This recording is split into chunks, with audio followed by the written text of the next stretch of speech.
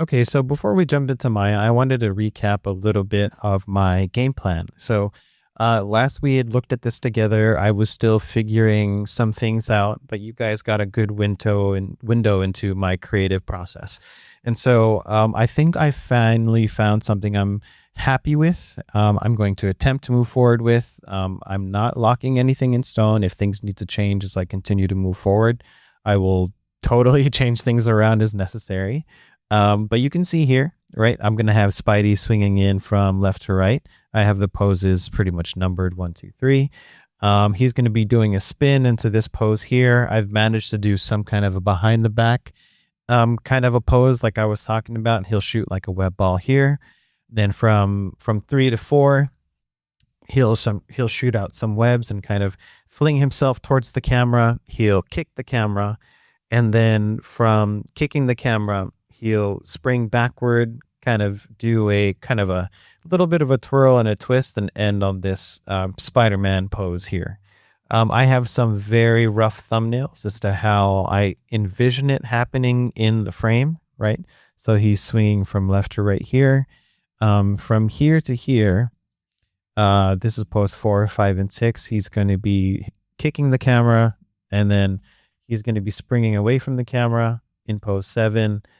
He's going to end up over here in pose 8. And then in the final shot, we'll kind of do a zoom in with the camera, and that'll be our frozen moment. So some things I want to kind of call out that I think I'm going to have to figure out once I get in there. So he's swinging from off screen left going to the right third here. And just like we were talking about in our camera lecture, right, we want to try and make sure the focal point kind of is intentional, but also is consistent. And this isn't necessarily a cut, but you can see that like I have him here on the screen right third, but my pose, my pose number 4 is over here on the left. And so if I have it here, there's a very good chance I might have to flip this. So instead of him going from diagonal top left to bottom right, I might have him go from top right to bottom left. That might make a much nicer kind of path of action too. Since he's going from left to right here, he'll be going from right to left this way instead. Because you can imagine if he shoots the camera from here with his web balls, from this pose, he should technically be coming directly towards camera. And that doesn't necessarily set up for a really appealing path of action, right? So there's a very good chance I might have to flip this. If I end up needing to flip that, I might end up needing to flip these as well. But we're going to see. Let's get it into actual 3D space and figure it out. But first, let's do our sing-along ball pass. Okay, so here we are in Maya, and I've got my Anim scene open. You can see the Spider-Man rig here. Sorry. But I'm not going to be using the rig this time. I'm going to be walking through my sing-along ball process and workflow and trying to use that for this character intro. So I'm going to open my reference editor for now and unreference the rig. Get that again later. And I'm going to do a little bit of cleanup and kind of setting up in my scene just for some things that I like to have when I'm animating, just to make things a little bit easier. So first thing I'll do is I'll just make an empty plane, and then I'll put this in a layer in this environment. Then I'll put this on template. That way, whenever I'm moving my camera around, I've got a base of reference for how I'm moving the camera and the rate I'm moving the camera at. So I'll put a simple ground plane in there, just a plane, and then I'll also put a sphere in there. Make it pretty big so I get a sense of the environment. I'll put this in the layer. Also, keeping it on template makes it almost like a grid. And so when I'm looking around with my camera and I'm making camera moves, I can kind of tell where I'm moving things around with my camera. Second, I'm going to put on my film gate. So I'll select the camera, go to the attribute editor, and then here in display options, I'll display my film gate. And then from here, I'll start my sing-along ball process. So just as a quick reminder, these are my thumbs. After thinking about it even a little bit more, instead of flipping panel B, C, D, and E, I think it may be a good idea actually to flip panel A.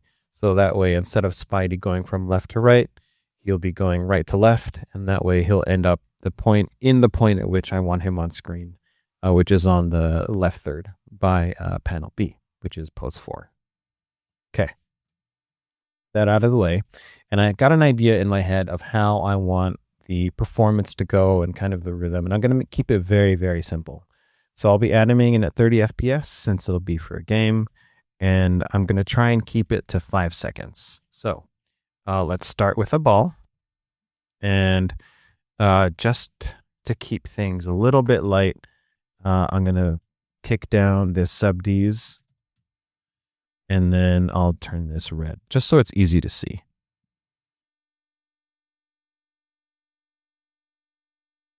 Okay. So this will be my sing-along ball. All right, then I'll pull up my graph editor, and we're going to walk through the steps exactly like I showed you in the lecture. I'll hit Control G to group my ball, and then I will name it _group, just so it's named the same thing. And then in order to align it to my camera, there are a couple things I can do. I can always use Animbot. So if I select the group and I select the camera, this is the align tool here, and then it'll align those two for me. I can always copy the X form of the camera using Animbot and then paste the X form in the group here, like so. The old school way of doing it is taking this null node, putting it underneath the shot cam, and then zeroing out the transforms. Oops. There you go. That way it's in the same exact spot. So either way will work. Just make sure it's aligned with the shot cam. And then from here, you can select the camera, then add the group to the selection, go to constrain, and then we're going to do a parent constrain with maintain offset and all that good stuff. Okay, so from here, we're going to offset the ball a little bit. And then I'm going to scale it way down. And then I'm just going to animate it in space, like right here, just in camera. And then, so this is set up so that if I move my camera at all, the ball is always within my view. Okay, cool. So I've got my sing-along ball, and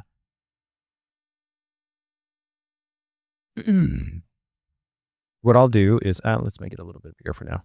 I'm only going to key TY.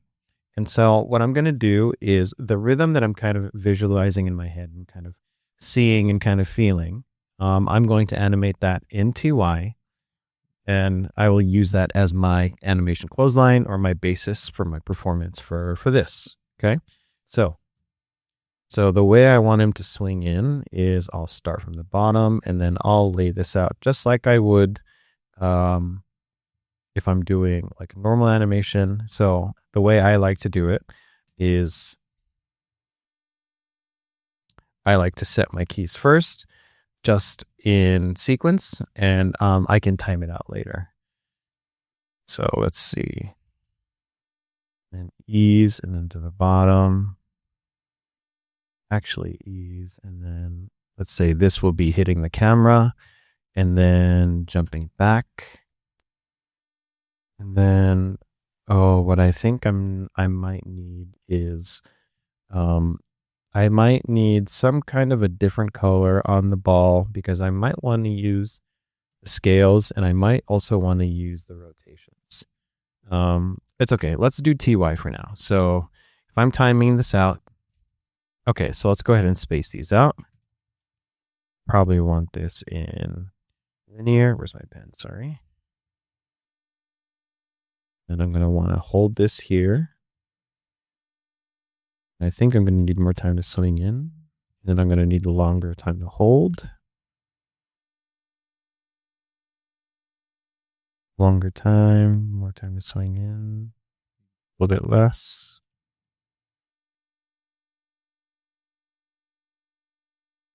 And then during here, so this moment right here, going to be kind of the rhythm that I want for the swing in.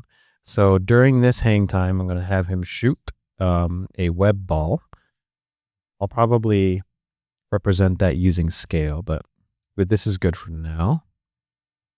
And then what I think I'll do is space this out too. That way he drops a little bit. Might be just a little bit too long. Okay. And then he's going to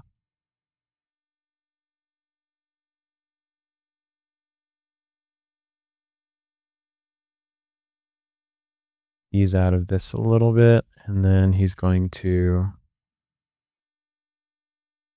bounce into this.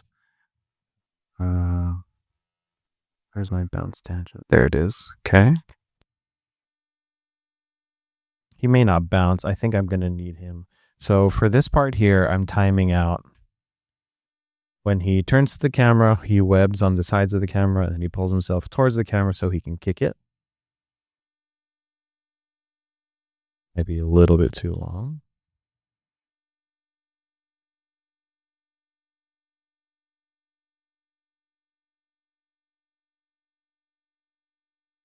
Yeah, and then I think I might need to hold this for a little bit. So what I'll do is I'll just make this linear instead.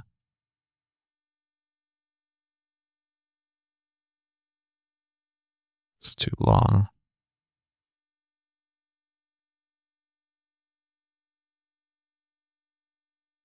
And after the kick, some hang time here. And we can slow out of this. Let's use blend to neighbor as my default.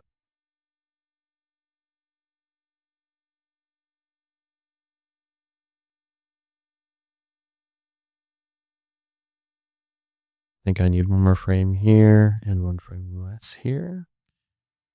Adjust this a little bit.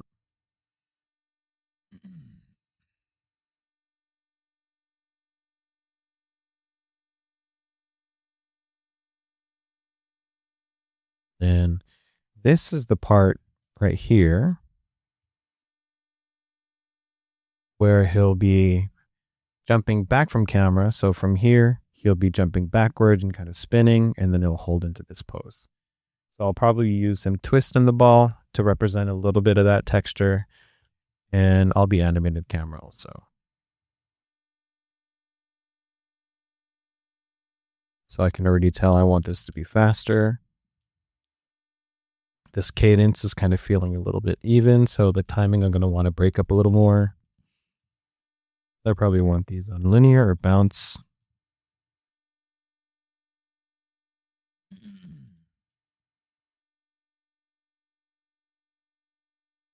And I can probably give this a little more time. And stretch this out.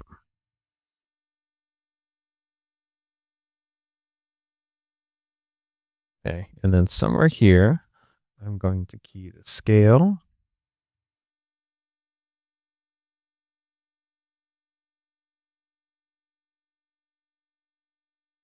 Okay, so this scale will be the timing for my web ball. I think it's coming a little too late. Yeah. Cool. And I could use more time here. One less here. Then I think I'm going to put a little bit of twist on here. I'm beginning to feel like the rhythm is just a little bit too even now that I'm seeing it in Maya. And so I'm trying to break it up with a little bit of texture, hence me using some scale. I'm going to be using some twist here also. Problem is with this twist, it's just a red ball, so I'm not going to really be able to register the revolutions. So what I think I'll do is I'll put something on here in order to get a sense of the twist that's happening. So I'll probably take this. This is just the front. And then I'll assign a new material just to the front. Let's side in another Lambert. And we can just put, let's use blue, I guess. Yeah, for Spider-Man, right? Okay, cool.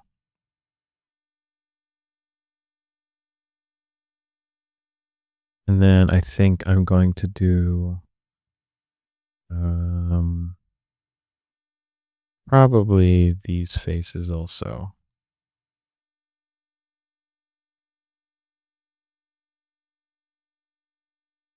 Okay, cool. That works. So I'm gonna want some twist here. He's going to be twisting in or spinning in, I should say. And I'm going to share keys between TY and RY for right now. That'll just make timing things easier.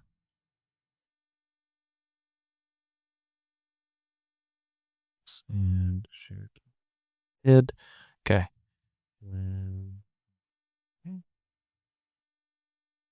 So by this time, I want him facing a certain way. I'm going to subtract this by 360, assuming that's the amount of rotation that I want. Yeah, and then I'm going to want to ease also. So probably delete that and then make this. I think I want to make him spin faster and make him spin more. But let's put it like that for now, because I know it's going to feel different once I put this spin on a character. Yeah, cool. So let's go back to TUI.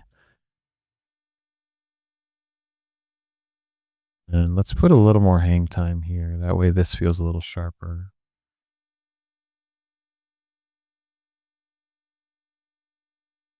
And let's take this away and take away some frames here.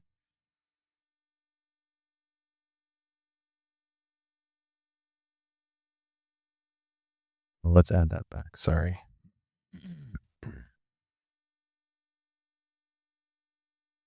Might need like just a little bit of growth here. But I do want this to be linear.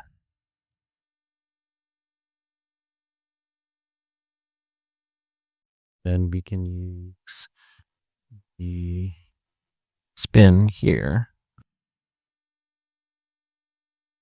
So another 360.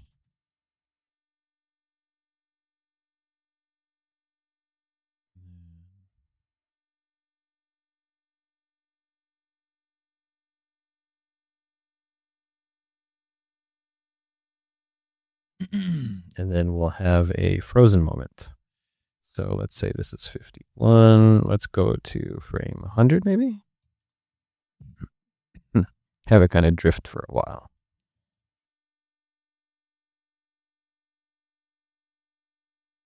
Cool. And then I'm going to use the camera on some of this too. So this movement here is the timing for my swing. I've got some of the spin in there, which I'm going to have him do on the swing in. And this scale right here is for when he shoots the web ball. Here he's going to pop to this pose and then kick the camera. Boop. And then he's going to spin here. I should probably have him spin more there and then this pose.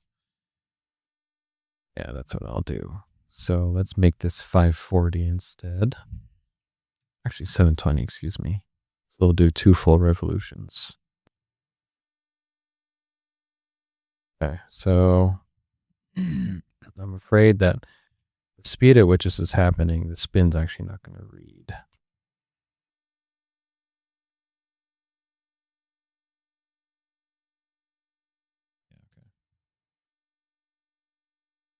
I think the thing that I'm not compensating for quite yet is just emptiness on the frame. So I'm going to start maybe 4 or 5 frames in.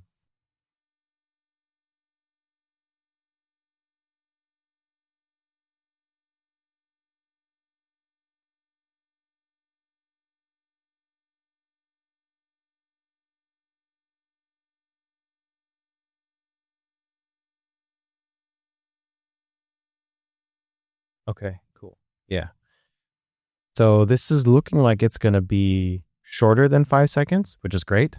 Trying to keep it contained and trying to keep it concise. That way, we'll be able to get to a fairly good spot by the end of this this workshop. Okay, cool. So I've got a pretty rough pass of my sing along bell here. Um, what I also like to use this for sometimes is actual visual layout. So I've got my TY already. I'm going to try and implement some TX and TZ. That way I can actually get an actual representation of some like actual blocking.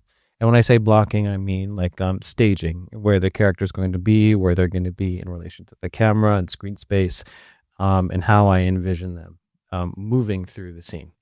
Before I do that, I'm going to do a little bit of squash and stretch. I almost forgot.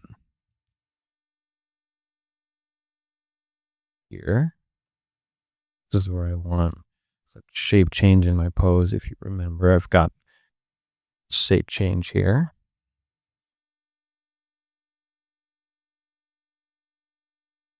Yeah, cool. Okay, so I think this is going to work. I'm going to start implementing some TX and TZ and try and get this blocking in more representative of how the character is going to move through the scene. Okay, so on second thought, I'm actually going to reserve our actual blocking through space and the character moving through the scene for when we do our actual implementation. I think that's going to be a great test for us to make sure that our animation is playing correctly in Engine. So we're going to leave the sing along ball as it is. We'll use this as a reference point when we begin to do our animation and do our blocking. And in the next lesson, we'll be going through implementation.